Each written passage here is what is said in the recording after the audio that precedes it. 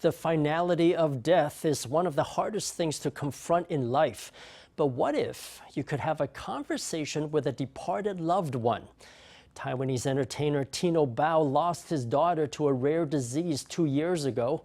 Driven by his grief, Bao turned her into a talking avatar powered by AI. This is just one way that technology is changing the way we mourn. But although such grief technology can provide solace, it's also raised questions over the harms it can cause. We delve into the debate in our in-depth report. 大家好，这里是包子的吃吃喝喝 Vlog。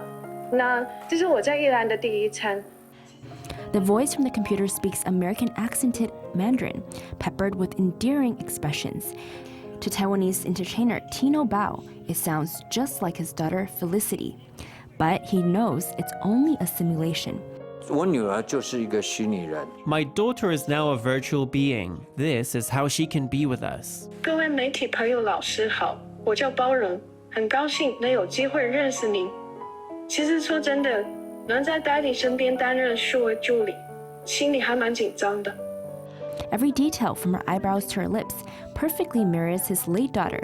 The avatar offers Bao a measure of comfort from the pain of her loss 2 years ago.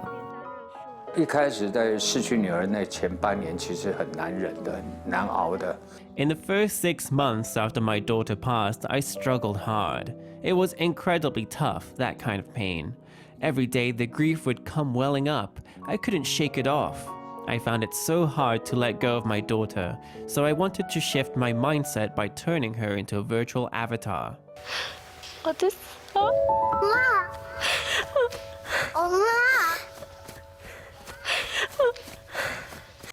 This so-called grief technology, which reproduces the appearances and the voice of loved ones, was used as early as 4 years ago in South Korea to connect a grieving mother with her late daughter.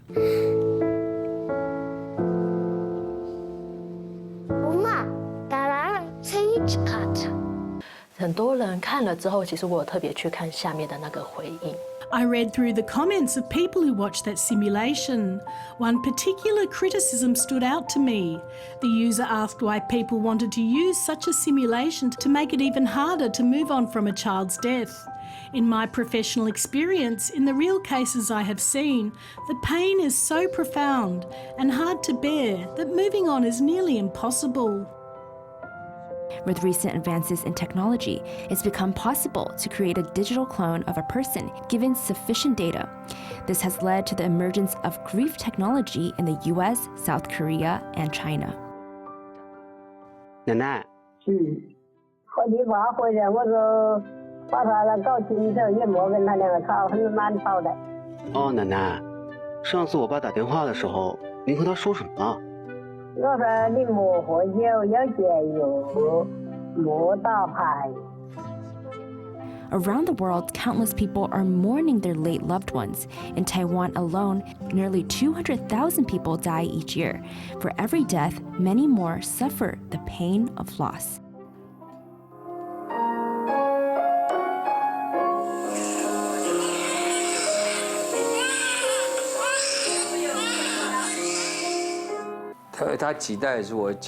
I was the one who cut her umbilical cord. I also recorded the very first cry she made at birth. 满月的时候，对，满月的时候。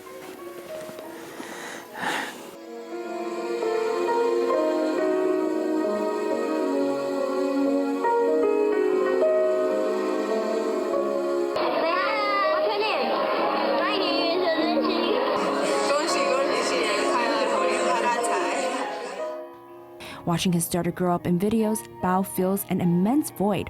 Since her passing, he has chased after her shadow and found himself at the bottom of an abyss. 我女儿这个眼睛是她倒下去。 This is my daughter's eye after she fell. She went down and never got up again. Bao's daughter was diagnosed with a rare disease in 2019.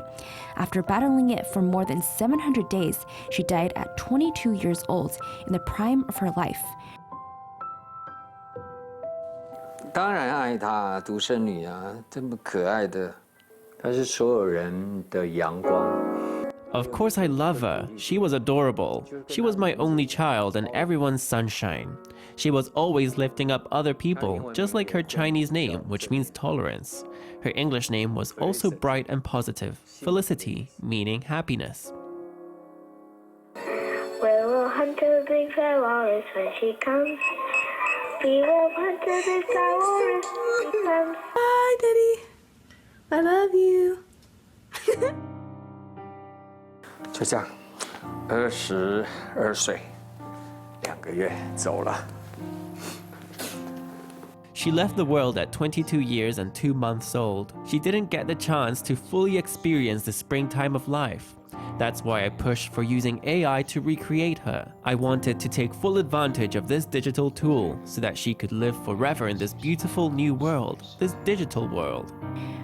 Resurrecting his daughter began with a single video recording. I'm so far away. I'm walking to the gigantic library. Look at that. And in their library, they actually have books, which apparently we don't have in our library at Pacific. 好，只有刚刚以上这3句成为是他唯一可以。 These 3 sentences make up the only voice data that could be broken down and fed into the language model to train it. 现在电脑的能力太强，然后从网络可以捞到 data 又太多，所以它就等于是完全看过人会怎么。 Computers today are extremely powerful. An enormous amount of data can be collected online. So AI models have seen it all, they know how human language is used, and they can produce appropriate responses. So it depends on how much data your loved one left behind. The more data there is, the more realistic the clone.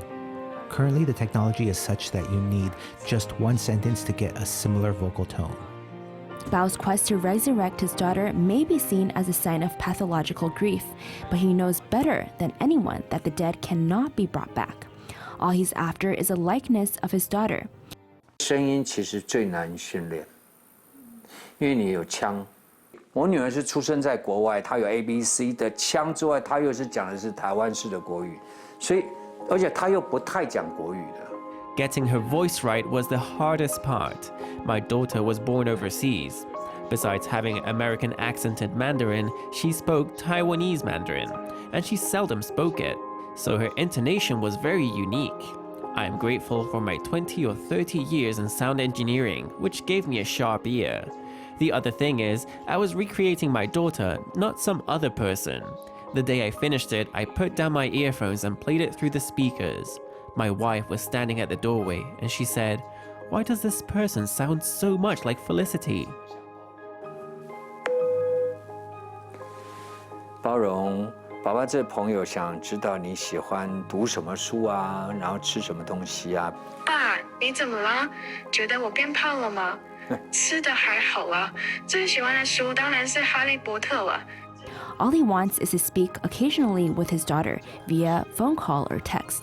But AI-powered clones, their potential and their harms are at the center of a fervent debate. 各位朋友，你们好。你好，你好，小姐你好。这种感觉好怪啊！您觉得很怪呀？哪里怪啊？任时光匆匆流去，我只在乎你。 Today, resurrected celebrities can be seen online and on TV. Powered by AI, they can say things they never said in life.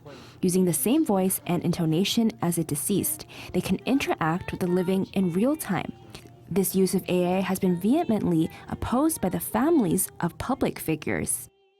我们在刑法312条是有一条叫做公然侮辱以及诽谤死者罪。Under Article 312 of the Criminal Code, there are provisions for the public insult and defamation of a deceased person. That is, if someone harms the reputation of a deceased person, the family of the deceased can take legal action. But technically, these legal provisions only protect the rights of a deceased person's relatives. The rights of the deceased persons are nearly impossible to ensure. 今天即使这个死者他有订立遗嘱， Even if the deceased had a will stating that they did not want their appearance or voice to be used, such a will's legal effectiveness is questionable. A person's voice and appearance are considered personal data and are protected by their right to privacy. They are part of a person's personality rights, but these rights hold only so long as the person exists. They cannot be transferred or inherited. Once a person passes away, technically speaking, personality rights no longer exist. Aside from privacy concerns, there are fears that AI clones can be used for fraud. Given today's technology, it can be hard to tell real from fake. 以前技术没有很发达的时候，也还是一堆被骗得乱七八糟。Even before this technology was well developed, people were still getting duped left and right. Now the technology is better and it's even easier to fool people. But in order to succeed at fooling you, the scammer has to successfully exploit a human weakness. The impact of technology depends on how humanity chooses to use it, some say. They say grief tech shouldn't be discouraged just because it can do harm. 人死不能复生啊，怎么可能复活啦？如果没有这个工具 Dead people cannot be brought back to life. How can they be? If we didn't have this tool, I think people would just do what has always been done in the course of humanity. Eventually, you forget the voice and appearance of your loved one. The memories fade away.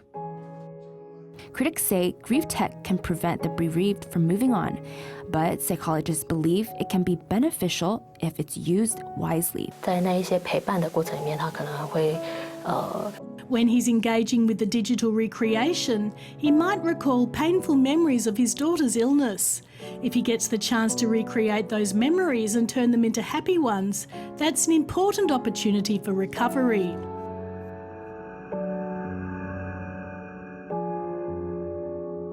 Some say that true death is not leaving the living world, but being forgotten.